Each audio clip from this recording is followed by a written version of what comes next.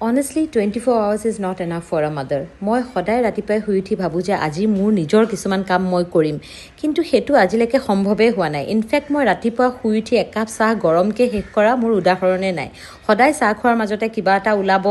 এইটো মোৰ এটা সপোন হৈ গৈছে যে কোনদিনাখন মই শান্তিৰে চাহ খাব পাৰিম। এটা ৰুম চাফা কৰিলে আন এটা ৰুম লেতেৰা কৰে আৰু গোটেই দিনটো এই লুপটোতে মই ঘূৰি থাকোঁ। তেনেকুৱাতে মই পালোঁ এই এপটো, যোনটোৰ নাম জিনি, আৰু এই এপটো গুৱাহাটীত খুব ভালকৈ চলি আছে।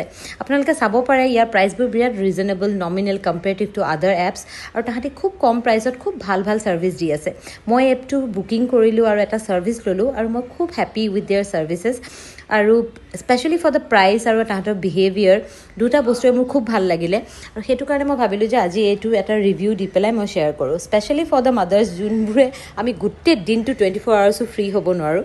আমাৰ কাৰণে এই এপটো খুব সুবিধা হ'ব বুলি মই ভাবোঁ, আৰু আপোনালোককো এবাৰ ট্ৰাই কৰিবলৈ ক'বলৈ বিচাৰিছোঁ।